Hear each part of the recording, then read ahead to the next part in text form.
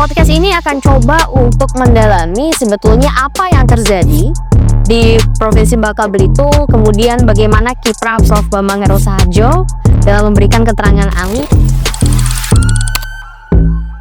Kita masih sangat butuh ini peran-peran ahli seperti Prof. Bambang gitu ya. Udahlah orangnya tidak banyak gitu ya. Nah, kalau dia terlindungi, saya pikir ahli-ahli seperti Prof. Bambang akan bisa terus bersuara khususnya terhadap kasus lingkungan gitu ya. Jadi tentu harus dukung Prof. Bambang. Jangan sampai ada upaya-upaya kriminalisasi, judicial harassment yang dilakukan sekarang, Dr. Membicarakan soal kebakaran hutan sebagai keahlian dia, kemudian sekarang masuk kepada kasus-kasus terkait dengan kerusakan lingkungan yang lainnya. Menurut saya konsistensi dia sudah teruji di situ. Jadi Prof. Bambang sebagai pejuang lingkungan itu adalah absolut sebuah hal yang sifatnya absolut gitu, tidak terbantahkan karena konsistensinya sudah teruji.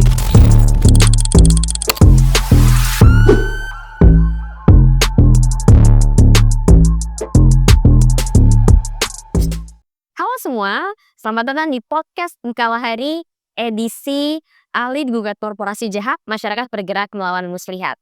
Hari ini saya Diva Syafira dari Aisal akan menjadi host.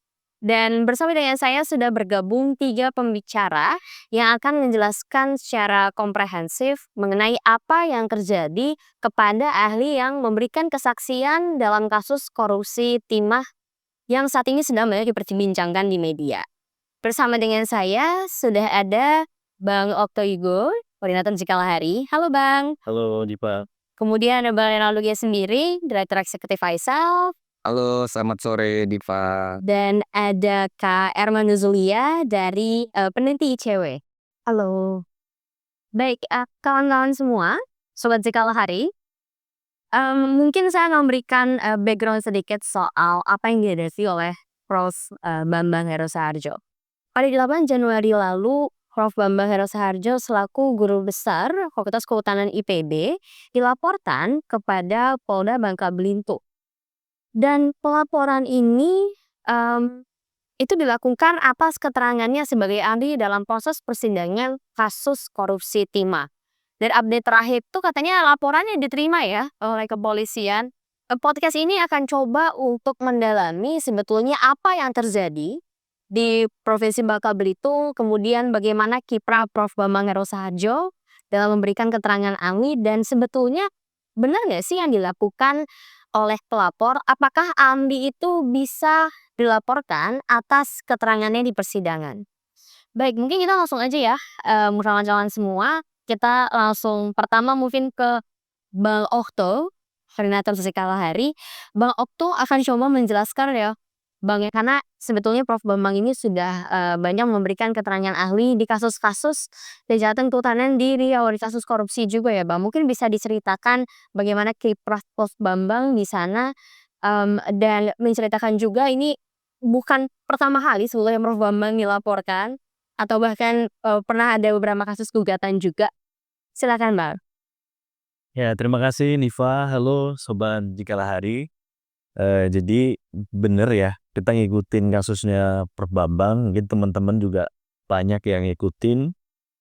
Juga bukan hanya teman-teman masyarakat sipil seperti Diva ya, sebenarnya sudah banyak yang ikut bersuara tuh, kayak Prof. Mahfud MD juga itu ya di podcast Terus Terangnya itu juga sudah komentar sebenarnya.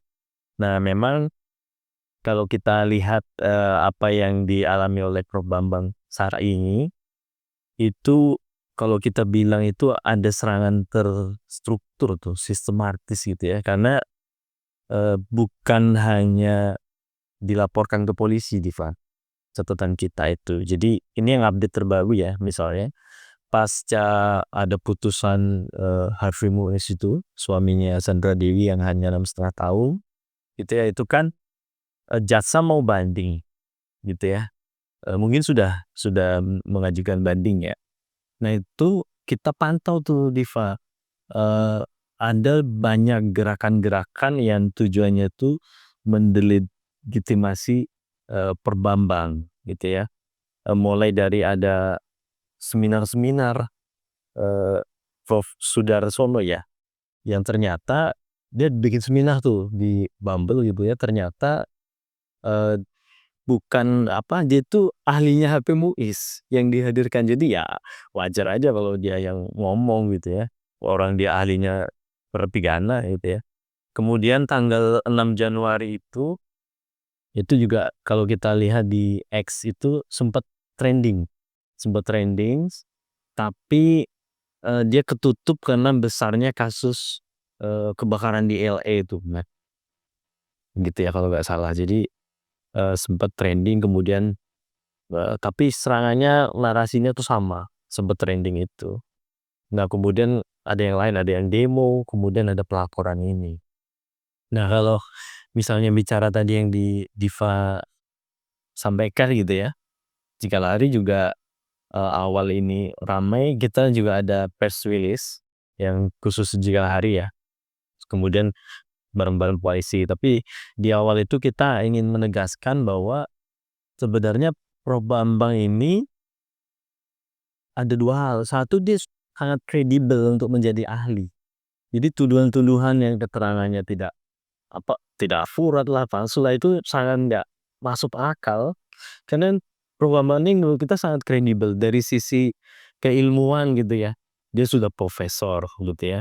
Kemudian kalau dia diragukan sebagai ahli misalnya, kualifikasinya itu sudah sangat terpenuhi, mulai dari tadi ya, jenjang pendidikan, dia sudah profesor. Kemudian yang sering Prof. Bambang bilang juga tuh ya, bahwa ada KKMA 36 gitu ya, tentang kriteria ahli, itu juga sudah sangat terpenuhi nih. Bahkan bukan hanya di level aturan, Prof. Bambang itu juga sudah banyak mendapat penghargaan ya, penghargaan baik lokal maupun internasional. Itu satu yang kita tekankan.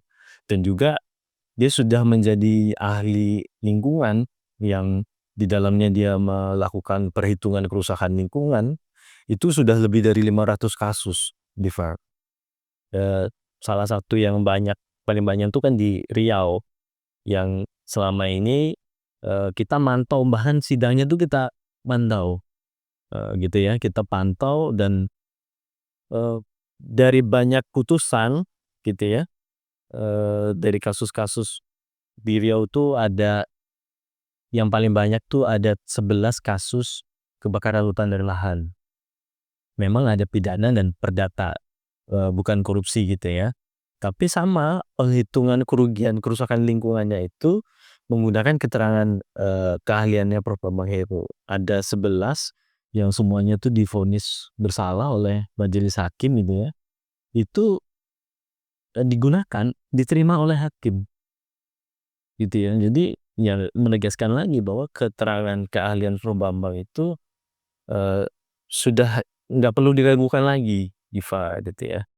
Nah kemudian juga kemudian terkait pelaporan yang pasca kasus korupsi timah di Bangka Belitung, yang Diva tadi sudah singgung sebenarnya, bahwa ini bukan yang pertama.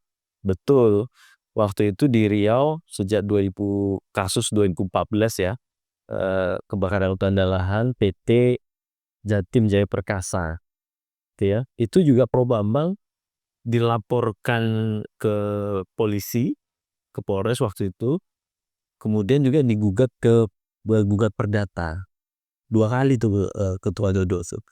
Di tahun kalau nggak salah 2018 atau 2019 itu pernah digugat, tidak dilanjutkan. Kemudian kemarin ya 2023 ya, itu juga sempat digugat lagi di PN Cibinong, yang penggugatnya sama nih, PT JJP gitu ya.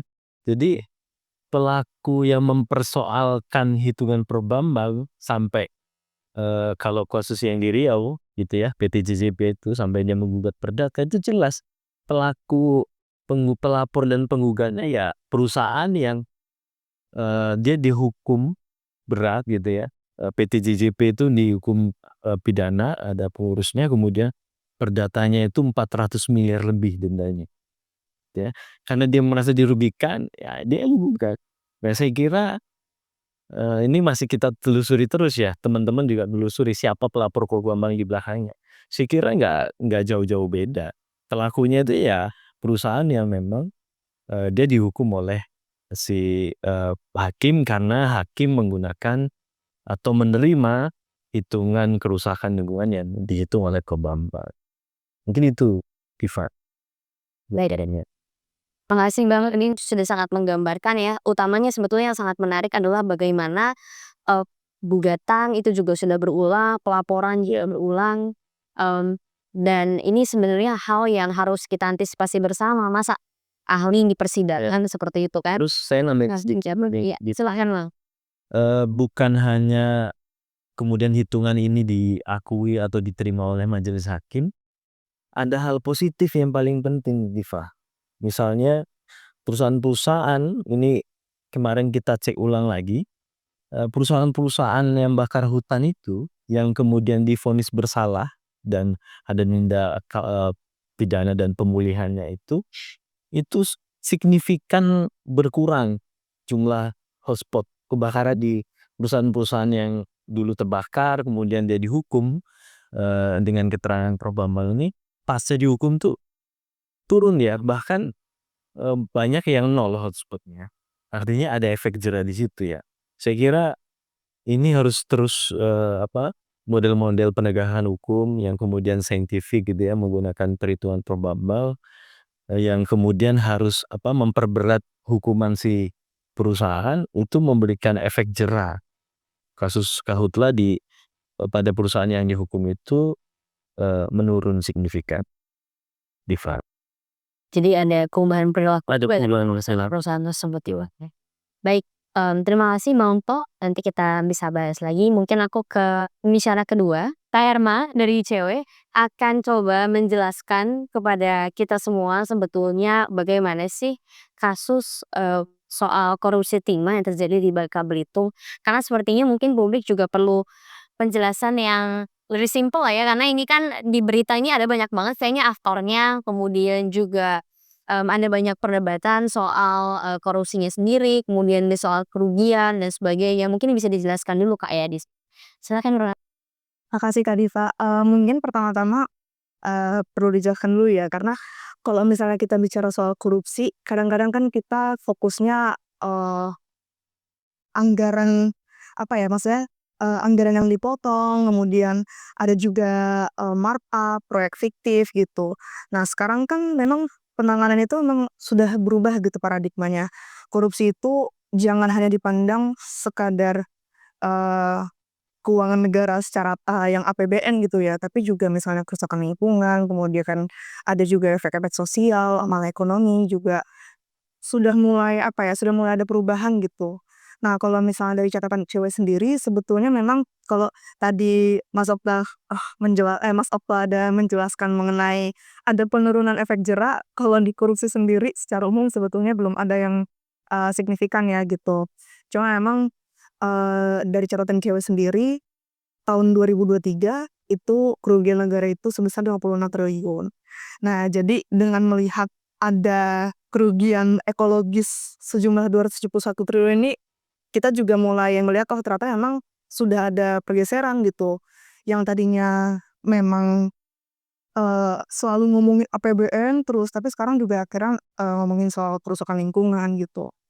Nah, kemudian juga sebetulnya kalau dari cewek sendiri kita juga melihat ya, kalau misalnya dari tuntutan jaksa sendiri sebetulnya sangat ringan, 12,5 itu sangat ringan, kemudian divonis 6,5 tahun, tentu itu melukai banyak hati masyarakat ya. Apalagi kok rasanya sangat tidak adil, sudah merusak lingkungan, di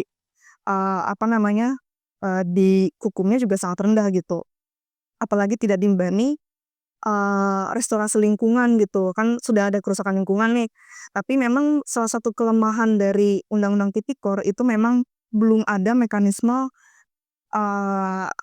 mekanisme ganti kerugian terhadap korban. Mungkin dalam hal ini bisa juga lingkungan. Agak out of topic dikit, mungkin kalau kita berkaca ke kasusnya Juliari ketika suap 10.000 per paket itu kan pernah ada upaya untuk melakukan ganti rugi dari para korbannya ya. Iya. Tapi ternyata tidak dikabulkan hakim karena ya pertama SOP-nya tidak ada, secara hukum acara tidak ada. Kemudian yang kedua malah ditolaknya karena kalau mau digugat ya nggak bisa digabung, harus harus digugatnya ke domisilinya tergugat gitu. Nah itu kan sebetulnya jadi agak tidak ada kepastian hukum di situ. Balik lagi di kasus ini, seharusnya memang jaksa itu juga bisa menuntut untuk melakukan kerugian, menuntut untuk mengganti atau melakukan restorasi terhadap kerusakan lingkungan gitu. Kalau dari pandangan cewek juga sebetulnya momentum perkara kasus Timah ini sebetulnya bisa juga menjadi momentum perubahan ya. Misalnya tidak hanya mengembalikan kerugian keuangan negara saja, tapi juga ada prosedur atau malah mekanisme tertentu, misalnya, "Oh ini memang korupsi tapi menyebabkan kerusakan lingkungan." Ya buat mekanismenya menjadi ada restorasi atau pengembalian ke posisi semula begitu. Jadi sebetulnya ini bisa jadi momentum perubahan juga gitu. Kalau misalnya ada juga beberapa orang yang bukan beberapa orang, malah beberapa ahli yang berpendapat, kok kayaknya ini sebetulnya adalah potential loss ya, bukan actual loss, sebagaimana diamanatkan oleh putusan MK gitu.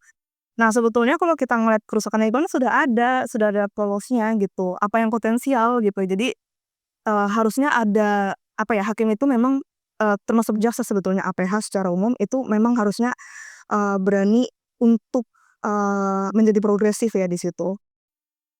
Melihat bahwa, oh sudah ada kerusakan lingkungan, ada actual loss-nya, tinggal dihitung gitu, sebagaimana rusaknya gitu.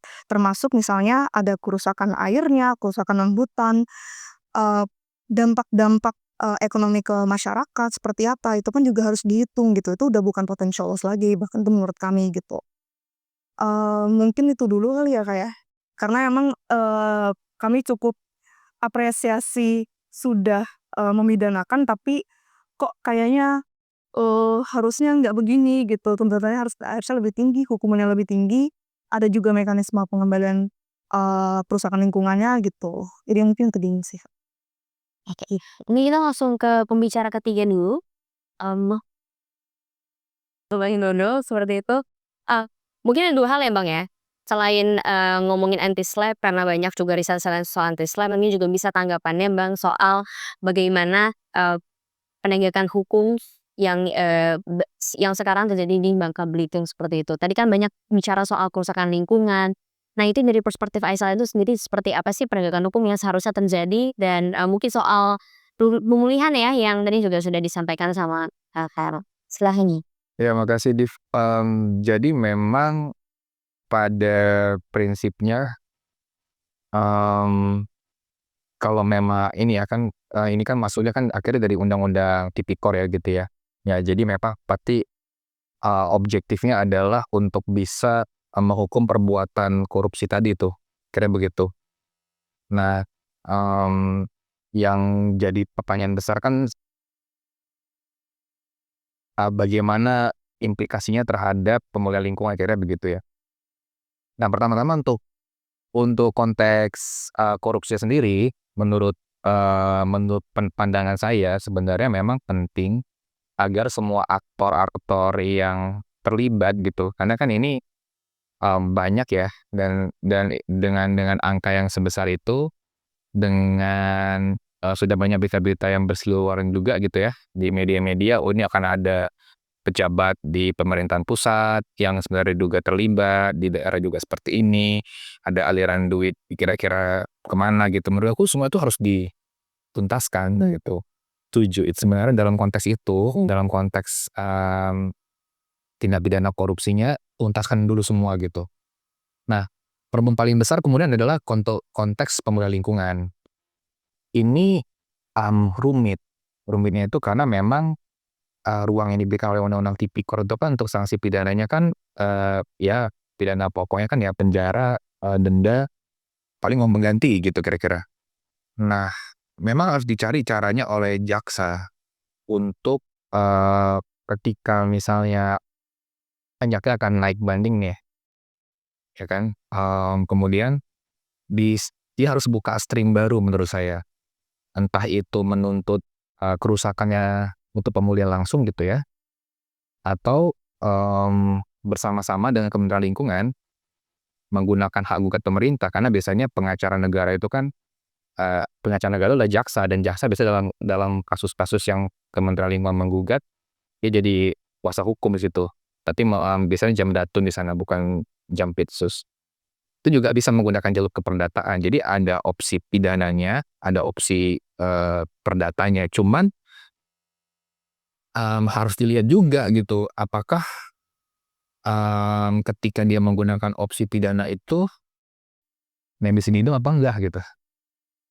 Itu kan pertanyaan besar juga gitu. Sebenarnya opsi yang paling, kalau kita mau fokus kepada pemulihannya, sebenarnya opsi yang paling clear itu ya gunakan jalur keperdataan gitu ya. Kalau memang karena tadi ada kerumitan di undang-undang tipikor, kira-kira begitu.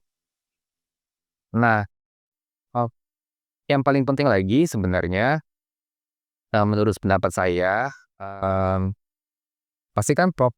Bambang Hero sudah menghitung kan, pasti sudah survei ke lapangan segala macam. Dan itu penting sebenarnya untuk dijelaskan oleh jaksa gitu ya, bahwa lokasi-lokasi mana aja nih yang sebenarnya memang mengalami kerusakan lingkungan gitu ya.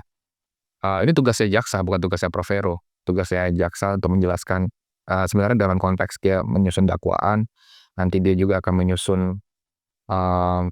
memori banding, dan dalam konteks komunikasi pada publik dia harus bisa menjelaskan juga sebenarnya wilayah-wilayah mana yang rusak. Kenapa? Karena skenario pemulihan itu nggak skenario tunggal. Skenario pemulihan itu banyak gitu. Saya nggak tahu misalnya berapa besar yang ada dalam kawasan hutan, yang masuk ke dalam kawasan hutan misalnya. Gitu kan. Nanti saya akan nanya nih ke Mbak Okto gitu. Mungkin nggak gitu kita serahkan itu ya ke dalam mekanisme perhutanan sosial. Jadi restorasi berbasis masyarakat misalnya begitu. Berapa banyak yang misalnya dia mungkin bisa nanti menggunakan ya pola-polanya bisa banyak lah kira-kira begitu. Kenapa? Karena dia bukan solusi tunggal ya, kira-kira bahwa oke, dan pelaku ini banyak gitu. Yang bertanggung jawab mana nih, itu kan juga berat gitu. Nah, kenapa itu penting? Menurut saya dalam konteks pemulihan memang selalu peran dari seluruh pihak itu sangat penting untuk ada, dan solusi-solusinya macam-macam, dan itu menurut saya otoritasnya bukan di kejaksaan.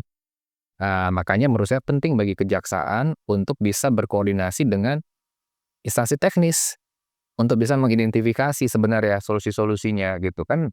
Saya beri contoh misalnya, jaksa pernah melakukan tuntutan pidana tambahan 111 C Undang-Undang Lingkungan 32 2009 untuk satu kasus pencemaran limbah B3 di Purwakarta. Ya. Nah, dia menggunakan pidana tambahan untuk menggunakan pasal perbaikan akibat tindak pidana, maksudnya adalah untuk pemulihan kepada perusahaan tersebut. Nah, di situ kejaksaan melakukan koordinasi dengan Kementerian Lingkungan Hidup dan Kehutanan gitu. Bagaimana sih menilai atau menyusun mulai dari rencana pemulihannya sampai menilai status pulihnya gitu, menentukan status pulihnya, menilai segala macam. Itu peran instansi teknis sangat banyak gitu. Saya menilai dalam masalah ini sebenarnya itu kita bicara pemulihan itu masih panjang ceritanya. Nah, makanya saya mendorong kejar sebanyak-banyaknya pelakunya. Tuh, semua aktor tuh dikejar aja gitu. Dan siapa tahu juga tembak-menembak gitu kan, bisa jadi ada konteks pencuci uang atau kemana, kejar aja semua, maksudnya begitu. Nah, bagaimana dengan Prof. Vero? Menurut saya Prof. Vero sudah melakukan kewajibannya, karena kan dia diminta oleh negara memberikan keterangan gitu. Jadi perdebatan terkait dengan ini valid apa enggak sih penghitungan Prof. Vero? Menurut saya tempatnya bukan di ruang tempatnya itu ada di ruang pengadilan ketika sedang dalam proses pembuktian. Silakan didebat di situ begitu. Menjawab kira-kira begitu ya. Kalau perdata, tapi silakan berdebat di situ dalam proses pembuktian. Dan kalau misalnya sudah keluar putusan, kita agak mengalami para pelapor ini menurut saya mengalami kesalahan berpikir, gitu. Karena akhirnya seolah-olah karena Prof. Vero menghitung, maka itu mengakibatkan para orang-orang ini dihukum gitu, para terdakwa-terdakwa ini dihukum gitu, para pelaku-pelaku ini dihukum. Kan nggak serta-merta kayak begitu. Itu tuh kesalahan berpikir itu udah muncul sejak lama. Tadi, Bang Optu tuh cerita soal PT JJP, Jatim Jaya Perkasa, logikanya juga begitu, nggak cuma Prof. Vero ya, pada Pak Wasis Basuki Ya, juga. Bapak Sikiwas. Soalnya karena menghitung, maka hakim akhirnya menjatuhkan putusan berupa kerugian dan dia pemulihan segala macam, seolah-olah hanya karena hitungannya Prof. Vero. Kan terlalu mensimplifikasi dan menurut saya terlalu merendahkan proses persidangan. Proses persidangan itu kan keterangan ahli itu di dalam konteks pidana kan salah satu alat bukti. Masih banyak lagi unsur-unsur itu juga banyak diuraikan dan segala macam dibuktikan. Jadi menurut saya itu terlalu menyederhanakan. Saya nggak tahu motifnya apa ya. Apakah motif pelapor ini mau cari nama gitu kan? Mumpung kasusnya lagi naik gitu, ya cari nama lah gitu kan, ngelapor-ngelapor biar namanya naik atau bagaimana. Tapi pengalaman sudah membuktikan kasus-kasus seperti ini biasanya akan mentok, gitu. Itu satu dan konteks pengalaman dan konteks regulasi, kita sudah punya regulasi-regulasi yang cukup lumayan begitu ya untuk sebenarnya memberikan perlindungan kepada Prof. dan Bang Hero. Nah di sini saya justru menyebutnya mungkin pedoman ya, kalau di kejaksaan pedoman jaksa nomor 1 tahun 2022 gitu. Nah pedoman jaksa ini kan ada salah satu babnya itu, kalau nggak salah bab 5 atau bab 6, saya lupa persisnya, soal perlindungan terhadap pejuang lingkungan atau anti-SLAPP itu.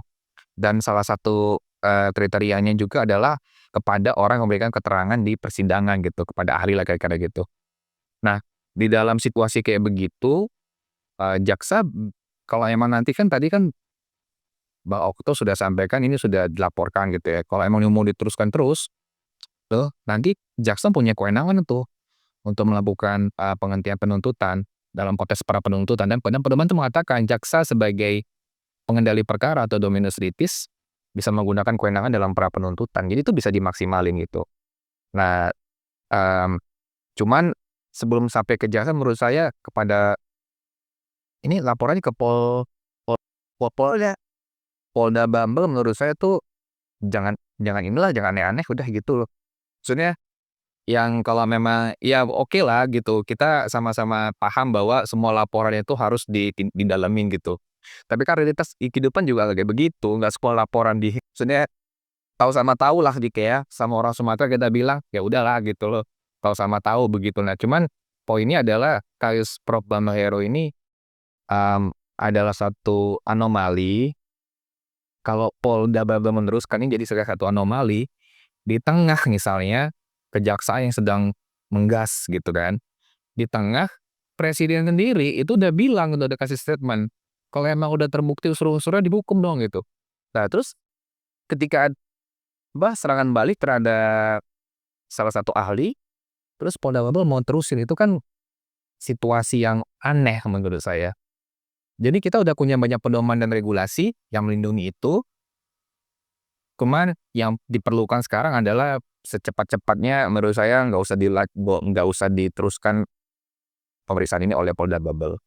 Justru saya meminta kepada kepolisian daripada ngurusin pemeriksaan terhadap menindaklanjuti laporan terhadap Prof. Bambang Hero, mending atur-atur lagi disidik terus gitu ya, disidik untuk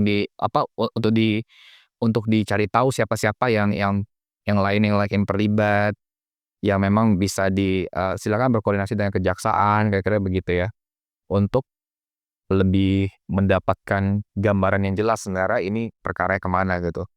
Kalau toh benar sebesar itu saya kira orang yang sekarang baru terungkap ini sangat sedikit ya. Jadi masih banyak pasti gitu. Nah benar, jadi daripada polisi ngurusin lamor ini, ngurusin aja aktor-aktor yang lain begitu. Gitu. Saya rasa sih Bang Oko setuju tuh. Sangat setuju, iya. Ya tolong Pak, kalau ada Aku coba Bebas, gue bebas. Diem. Gue gak berhenti-berhenti. Makasih Bung Dodo.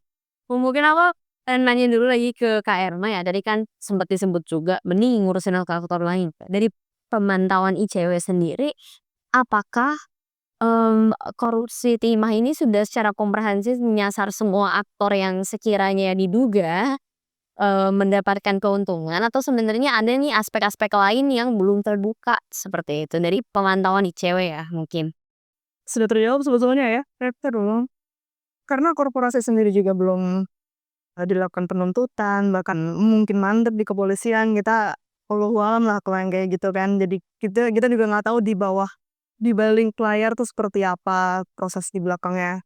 Cuma emang yang unik kalau misalnya kita juga tadi menyambung dari Mas Dodo juga, apa namanya, kalau misalnya ahli itu kan memberikan keterangan memang berdasarkan keahliannya gitu kan.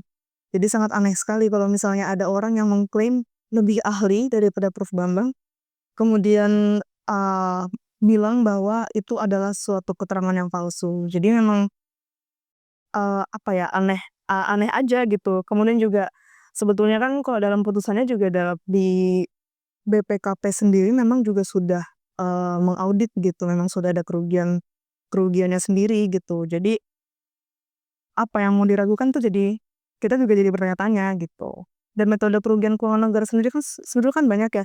Pun misalnya ada aktor-aktor, oh ternyata dia juga turut terlibat gitu menyumbang kerugian keuangan negara. Ya memang sudah seharusnya untuk diperiksa gitu, untuk dilanjutkan daripada malah apa ya, menggali sesuatu yang sebetulnya nggak esensial gitu. Gitu sih. Dan kalau saya bisa nambahin itu sebenarnya kalau memang ada apa ya, challenge ya atau keraguan-raguan dari pihak eksternal gitu kan. Valid nggak sih hitungan Prof. Heros yang tadi pada dalam pembuktian itu ruang akademik, bukan pelaporan gitu. Dalam akademik itu tuh biasa gitu. Maksudnya ada namanya sebuah teori yang di kemudian hari, kemudian teori itu ternyata bisa difalsifikasi. Itu tuh biasa banget gitu. Nah, cuman tindak akhirnya dipindahkan itu ke dalam, kalau saya bilangnya jadi mekanisme kriminalisasi. Berbahaya menurut saya dan saya justru sini bukan mengundang ya, mengajak para akademisi-akademisi termasuk institusinya Prof. Bambang Ero sendiri kayak IPB gitu kan, dan juga akademisi-akademisi lainnya gitu ya, saudara untuk bersuara. Ada beberapa yang bersuara, kelompok-kelompok akademisi, tapi saya justru melihatnya itu harus bersuara. Silahkan kalau mau mempertentangkan itu secara akademik, tapi mereka juga harus bersuara untuk mengatakan ini tepatnya bukan laporan ke polisi. Pertarungan akademik mah bebas, tapi bukan laporan ke polisi. Itu dari kesalahan logika gitu. Dan kalau akademisi kan menurut saya yang agak berbahaya itu ketika ada akademisi-akademisi tertentu gitu ya. Tadi disampaikan juga oleh Bung Opto, ada yang menjadi ahli dari terdakwa gitu. Ketika mencoba mendalami atau mencoba meragukan penilaian dari Prof. Bambang Hero, tetapi di satu sisi dia tidak menjaga kebebasan akademik dari koleganya untuk tidak dikriminalisasi, dia tidak bersuara untuk itu menurut saya udah aneh gitu. Silakan mau diuji, biasa itu dalam ilmu pengetahuan, tapi kebebasan akademik itu harus dijunjung tinggi. Bakto mungkin? Ya, paling menambahkan 2 hal ya. Satu terkait pelaku kriminalisasi atau pelaporan Prof. Bambang dan seterusnya itu. Kalau seperti yang di awal tadi, kalau kasusnya kayak di Riau yang kasus kebakaran hutan dan lahan, memang yang gugat itu tersebut PT Jatim DJ Karsa, PJJP-nya gitu ya. Jadi agak cukup jelas lah pelakunya siapa, yang memang perusahaan yang pelaku perusakannya itu. Nah kemudian kalau terkait Prof. Bambang yang di bubble ini memang menarik gitu ya. Kalau bahasanya Pak Prof. Mahfud yang kalau kita bisa mau cek itu ini kan membangun framing gitu ya, supaya ketika nanti ada banding dan seterusnya, hukuman ringan si terpidana Harvey Mois itu terkesan bisa diterima gitu, atau nggak apa-apa nih menurut dia gitu ya. Jadi ada upaya memang untuk mereka menang nih kalau putusannya 6,5 tahun itu. Walaupun tadi Mbak Irma bilang kita senang nih dipidanakan, tapi sebenarnya mereka kayaknya senang juga tuh kalau putusannya yang sekarang ini. Makanya framing ini, pelaporan dan seterusnya melemahkan perhitungannya probable itu salah satunya arahnya ke sana. Jadi ya bisa diduga juga ke dia gitu ya. Kemudian yang kedua terkait setuju betul gitu ya, ini harus didalami betul. Kejaksaan harus betul-betul serius gitu ya mengungkap kasus korupsinya. Karena tadi bongkar-bongkar tuh diskusi di grup gitu ya, bahwa sebenarnya ada tersebut di dalam proses persidangan di bulan Agustus lalu itu ada seorang petinggi Polri. Sekarang dia di Narkoba tuh di Baris-Krim. Tapi dulu dia di Reskrimsus di Polda Babel. Disebut oleh siapa namanya tadi? Oleh manajernya PT Timah tuh. Disebut oleh mantan General Manager Produksi PT Timah Wilayah Bangka Belitung, Ahmad Syahmadi nih yang nyebut. Itu bahwa si siapa? Mantan Direskrimsus Polda Babel itu ada keterlibatannya dalam proses korupsi itu. Jadi tapi kalau kita baca juga waktu itu memang nggak dihadirkan si Direskrimsus ini karena tidak masuk dalam dakwaannya, jadi nggak dihadirkan ke sidang. Saya kira petunjuk-petunjuk begini ini juga harus digali gitu ya. Saya kira kalau kejaksaan nggak berani gitu siapa lagi gitu ya, gitu ya. Karena banyak kasus ya, kasusnya yang di Kalimantan kemarin. Oh ya, siapa tuh yang ilegal tuh ya, tambang ilegal dia baru. Kayaknya kalau udah mengarah ke aparat gitu bisa mentok. Ya saya kira setuju ada petunjuk-petunjuk gini disebut oleh si terdakwa ada keterlibatan petinggi Polri, saya kira harus diusut tuntas juga. Ya makanya saya nyambung Bung Okto ya, kan tadi kan kejaksaan harus ini, berarti kan Pitsus ya polisi ini ya, dia memang harus kejar aja semuanya gitu. Nah masalah-masalah soal pemulihan menurut saya itu urusannya bukan di Pitsus lagi sih. Nanti mungkin dia Jamdatun bekerjasama dengan Kementerian Lingkungan Hidup gitu ya, atau Pindum punya analisis pertimbangan lain begitu. Nah tapi yang paling penting pertama-tama nih gitu ya, karena pemulihan itu proses yang panjang dan saya yakin juga instansi yang lingkungan itu belum juga terlibat di sini ya untuk merancang restoration plan atau apapun itu namanya gitu. Yang paling mungkin untuk bisa dilakukan sekarang ini adalah semua aktor-aktor itu dulu kejar dulu gitu. Gitu. Nah, nanti kalau kita membicarakan pemulihan lingkungan itu ya satu persatu gitu. Karena susah nih kalau semua aktor yang nggak kekejar, kan kalau kita di perdata kan gampang ya. Kita akan nuntut, kita akan gugat perusahaan yang dia akan mencemari. Jadi subjeknya udah jelas nih, yang akan melakukan pemulihan. Nah ini sekarang subjeknya siapa nih yang ngomongin ini? Banyak betul gitu. Tadi korporasi juga belum masuk nih gitu. Nah jadi kita mau bicara pemulihan nggak bisa nih kalau masih nanggung begini gitu. Ya kejar semuanya gitu. Menurut saya begitu. Iya, sekarang kejaksaan sudah masuk ke ranah lingkungan gitu ya, dalam korupsi lingkungan. Inisiatif ini ya kita dukung lah gitu ya. Cuman secara substansi menurut saya masih banyak yang bisa dilakukan. Ya.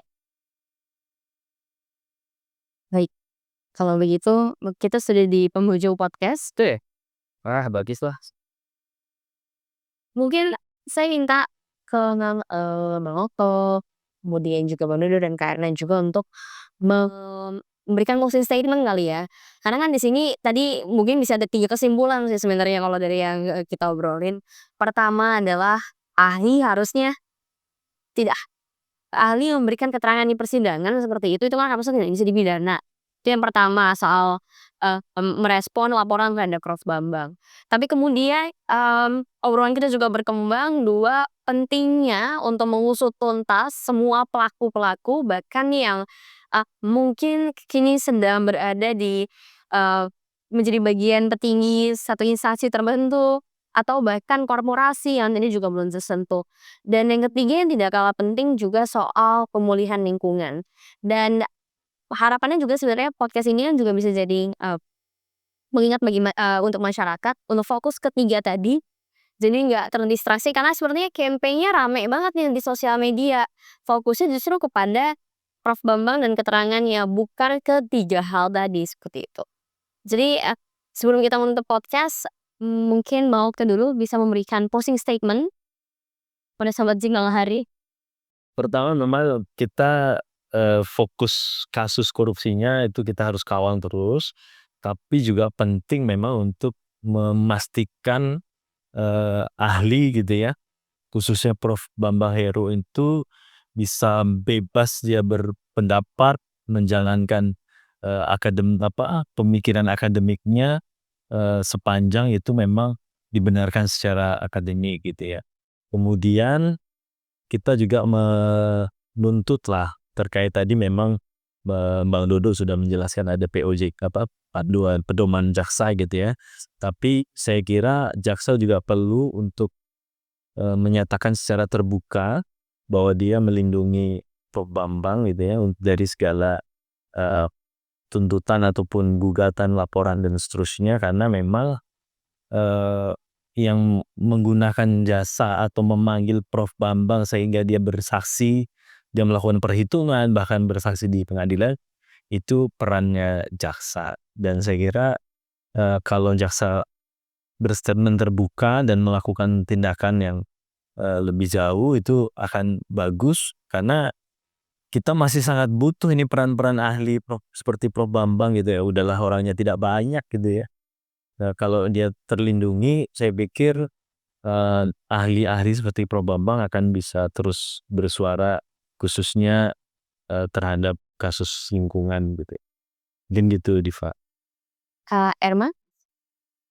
Mungkin untuk closing statement, sekali lagi, tentu kerugian negara itu tidak bisa hanya dihitung dari berkurangnya keuangan negara secara secara minus gitu ya.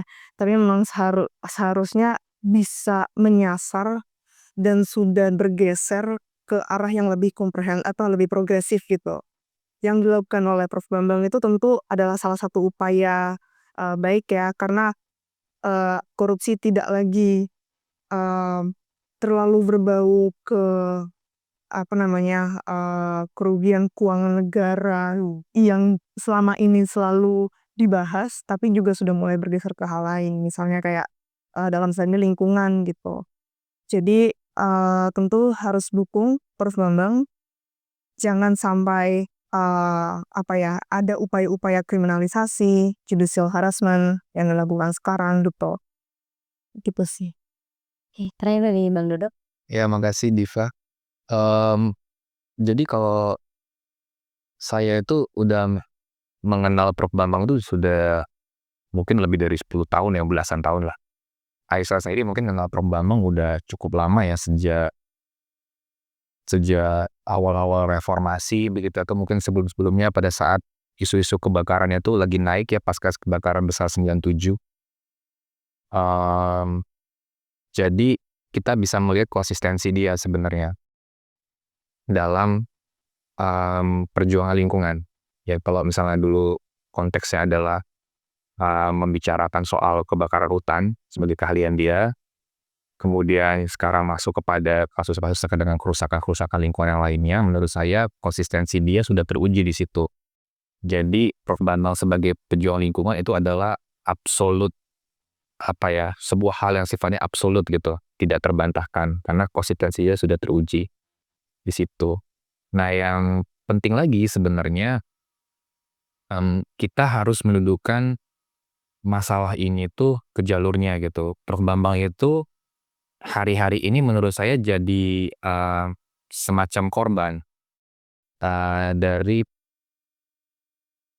dari posisi dia, kehadiran dia untuk menjalankan kewajiban dia sebagai akademisi dan sebagai warga negara untuk melakukan penilaian kerusakan, termasuk mungkin juga melakukan penghitungan kerugian yang dimintakan oleh negara di situ, oleh kejaksaan gitu, tapi kemudian mendapatkan berbagai macam serangan-serangan gitu, baik itu melalui proses pelaporan atau juga serangan-serangan via jalur akademik dan juga serangan-serangan di media sosial begitu. Jadi menurut saya memang secara formal tadi Bung Okto sudah sampaikan perlu kejaksaan ngambil sikap ya. Kalau dulu kan KLHK langsung ngambil sikap gitu ya untuk melakukan pembelaan terhadap Pak Bambang.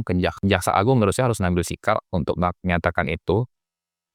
Yang kedua, perlu juga sebenarnya untuk kita semua civil society, nggak cuman organisasi masyarakat sipil ya, tetapi semua pihak lah, termasuk akademisi, termasuk netizen-netizen yang budiman begitu ya, untuk sebenarnya memberikan perlindungan kepada, mungkin ke perlindungan juga, tapi meletakkan kasus dengan lebih tepat gitu, sehingga Prof. Bambang itu tidak mendapatkan tidak diserang secara salah gitu ya, atau secara keliru gitu dalam konteks sosial media. Yang penting lagi, kejaksaan itu tadi tuh yang sudah kita bahas, kejar sebanyak-banyaknya tuh. Nah, pemulihan lingkungan itu PR, tapi selama memang pelaku-pelaku itu bisa kita kejar, bisa kita ungkap, sebenarnya itu satu jalan untuk menunjukkan siapa yang bertanggung jawab atau melakukan pemulihan. Itu kan penting gitu ya. Nah, kalau dalam proses-proses itu ternyata sudah ditemukan, biasanya tadi menurut saya banyak jalur-jalur yang bisa dilakukan gitu. Toh kan ini mau kejaksaan, mau Kementerian Lingkungan gitu ya, itu kan bagian dari pemerintahan gitu. Jadi dia bisa aja melakukan upaya-upaya lainnya untuk pemulihan lingkungan gitu. Dan saya yakin pemulihan lingkungan itu bukan sebuah skemanya banyak sekali gitu. Nah, saya di terakhir ini mau bilang bahwa perlu dipastikan siapa-siapa saja rakyat korban.